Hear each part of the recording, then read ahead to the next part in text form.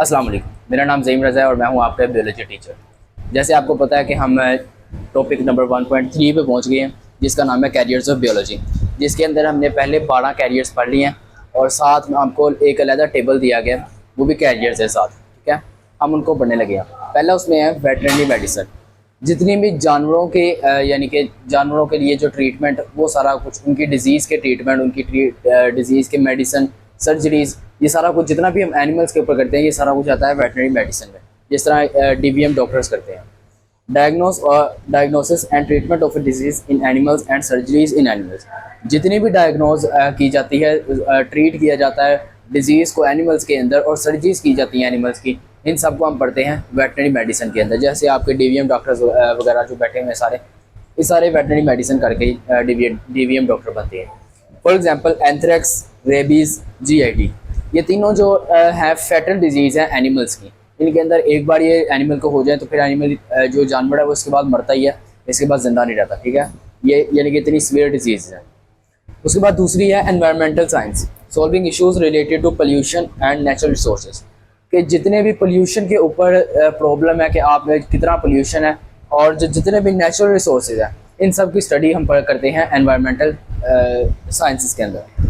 For example global warming. जैसे आपने देखा है कि अब सर्दियां जो है वो थोड़े टाइम के लिए आती हैं, और गर्मियां जो अगर आती हैं गर्मियां तो फिर इतने ज़्यादा टाइम के लिए आती हैं कि जाने का नाम ही नहीं लेती। ये सारा कुछ होता है ग्लोबल वार्मिंग की वजह से। ठीक है, इन सबको यानी कि पोल्यूशन को स्टडी करना है, इसको ख़त्म कैसे करना है, और फिर उसके बाद नेचुरल रिसोर्सेज को कैसे बहाल रखना है, इन सब की स्टडी हम करते हैं एनवायरमेंटल साइंसेस के अंदर। तीसरी है आपके पास माइक्रोबायोलॉजी। ये आपने पहले भी पढ़ी है, जब हम पढ़ रहे थे इसकी आई थिंक फील्ड्स वगैरह पढ़ रहे थे, तब हमने टाइप्स जो पढ़ी थी उसके अंदर ये पढ़ा था माइक्रोबायोलॉजी। ठीक है, ये है research on micro organisms to understand their impact. यानी कि आपने माइक्रो ऑर्गेनिजम्स के ऊपर रिसर्च करनी है और फिर देखना है कि इनका हमारे ऊपर या बाकी लिविंग ऑर्गेनिज्म के ऊपर क्या इम्पैक्ट है। फॉर एग्जांपल ये बीमारी फैलाती हैं या सही है हमारे लिए बीमारी नहीं फैलाती हैं। आपको पता होगा योगर्ट के अंदर भी बैक्टीरिया होता है। ये सारा कुछ हम स्टडी करते हैं माइक्रो ऑर्गेनिज्म के अंदर, लेकिन जो योगर्ट के अंदर बैक्टीरिया होता है वो आपको नुकसान नहीं पहुँचाता। इसी तरह हर बैक्टीरिया को पढ़ना, हर माइक्रो ऑर्गेनिज्म, जब वायरस को, फंजाई को, इन सब को स्टडी करना, या इनके ऊपर रिसर्च करना कि इनका इम्पैक्ट क्या है हमारे ऊपर या बाकी लिविंग ऑर्गेनिज्म के ऊपर, ये सारा कुछ हम पढ़ते हैं माइक्रोबायोलॉजी के अंदर। For example finding of antibiotics and against bacteria. Bacteria ऐसे जो आपको नुकसान दे, उनके खिलाफ आपने एंटीबायोटिक्स जो ढूंढनी है, रिसर्च करनी है, फाइंड करनी है, इन सब की स्टडी हम करते हैं माइक्रोबायोलॉजी के अंदर। चौथी है हमारे पास genetic counselling, providing support to people on genetic conditions and testing.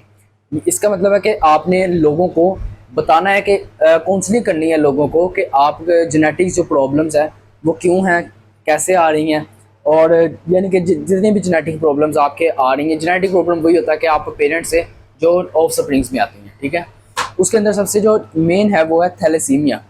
ये थैलेसीमिया एक ऐसी बीमारी है जो जेनेटिकली चलती आती है। इसी तरह जितनी भी जेनेटिक डिजीज़ हैं उनकी काउंसलिंग करना, ये सारा कुछ हम करते हैं जेनेटिक काउंसलिंग के अंदर। जो हमारे 5वां कैरियर है वो है न्यूट्रिशन एंड डायटेटिक्स। इसके अंदर आपको बताया जाता है कि आपने किस चीज़ के लिए कैसी डाइट लेनी है। फॉर एग्जांपल आप बहुत ज़्यादा फैट है तो आपने अपना फैट कैसे लॉस करना है, इस चीज़ की डाइट। आपने न्यूट्रिशन कौन सी लेनी है, कौन सी आपके लिए बेस्ट है, कौन सी नहीं है, क्या चीज़ आपने फैट ज़्यादा लेना है, नहीं लेना। तो इस तरह की जितनी भी चीज़ें ये सारी पढ़ी जाती हैं न्यूट्रिशन एंड डायटेटिक्स में। Advising on proper dietary habits to promote health, यानी कि आपकी हेल्थ ज़्यादा प्रमोट होनी चाहिए, आपकी हेल्थ अच्छी रहनी चाहिए। इस चीज़ को जो प्रमोट करते हैं वो करते हैं न्यूट्रिशन एंड डाइटेटिक्स।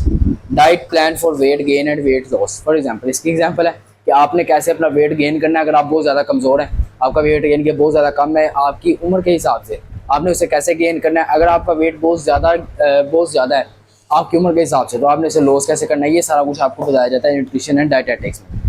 अगली मेरे पास है public health, improving the health of communities through education, policy making and research.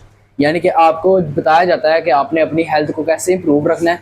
और फॉर एग्जांपल एक न्यू बॉर्न बेबी हुआ तो उसे आपने पोलियो से बचाना होता है, तो उसके लिए एक तंजीम चलाई जाती है, कंपेन चलाई जाती है जिसको हम नाम देते हैं EPI। ठीक है, इस तरह की और भी बहुत कंपेन्स है पोलियो के लिए, मलेरिया के लिए, इस तरह की बहुत सी चलती हैं, सिर्फ इसलिए ताकि आपकी हेल्थ को इम्प्रूव किया जा सके। जितने भी पब्लिक हेल्थ सेक्टर्स हैं वो सारे इसी पे बेस करते हैं कि वो उन्होंने इम्प्रूव रखना है आपकी हेल्थ को। ठीक है, ये सारा कुछ करके इस तरह के कंपेन चला के। अगली हमारे पास है बायोमेडिकल इंजीनियरिंग, कि आपने designing and making medical equipment to improve patient care, कि आपने डिज़ाइन करना है और बनाना है नई से नई मेडिकल इक्विपमेंट ताकि पेशेंट की केयर को ज़्यादा इंप्रूव किया जा सके। फॉर एग्जांपल वेंटिलेशन मशीन, फ़र्ज़ करें किसी इंसान का सांस बंद हो गया है तो उसे सांस दोबारा कैसे निकलवाना है, वो करवाते हैं वेंटिलेशन मशीन से। डायलिसिस मशीन, क्या आपने डायलिसिस करवानी है, ठीक है, वो सारा कुछ इससे किया जाता है डायलिसिस मशीन से। इसी तरह जितनी भी इक्विपमेंट्स हैं, इस तरह की सारी इक्विपमेंट्स बनाना और उनको इम्प्रूव करना, उनको डिज़ाइन करना सिर्फ इसलिए ताकि पेशेंट की केयर को इम्प्रूव किया जा सके, ये सारा कुछ हम करते हैं बायोमेडिकल इंजीनियरिंग के अंदर। अगला हमारा जो लास्ट कैरियर है वो है bio informatics, analysis of biological data by using computational tools. ये हमने पिछले लेक्चर में भी पढ़ा था कंप्यूटेशनल बायोलॉजी के अंदर, उसके अंदर भी हमने इसकी एग्जांपल ली थी बायो इन्फॉर्मेटिक्स की, कि आपका जितना भी डाटा है जो ह्यूमन से रिलेटेड है, sequence of amino acids, proteins, DNA, RNA, ये सारा कुछ जो है ये इन सब की स्टडी हम करते हैं बायो इन्फॉर्मेटिक्स के अंदर। फॉर एग्जांपल एनसीबीआई और यूनिकोड, ये दो डाटाबेसेस वेबसाइट हैं जिसके ऊपर आपको प्रोटीन्स के सीक्वेंस मिल जाएंगे, डीएनए के, आरएनए के, ये दोनों वेबसाइट्स के ऊपर पड़ी हुई हैं। और भी बहुत सी वेबसाइट्स हैं, लेकिन ये दो जो वेबसाइट्स हैं सबसे ज़्यादा मशहूर हैं डाटाबेसेस के लिए, कि आपको इनके ऊपर प्रोटीन के आपने देखने हैं सीक्वेंस, अमाइनो एसिड के सीक्वेंस देखने हैं, और आरएनए के, डीएनए के, जिस भी चीज़ के सीक्वेंस देखने हैं तो आपने इन दो वेबसाइट से देख सकते हैं। ठीक है, तो ये थे आपके 8 career, more careers of biology, जो बायोलॉजी से रिलेट करते हैं और इनका बायोलॉजी में क्या क्या काम है हमने ये पढ़ा। तो अब हम मिलते हैं अपने अगले लेक्चर में, तब तक के लिए अल्लाह हाफ़िज़।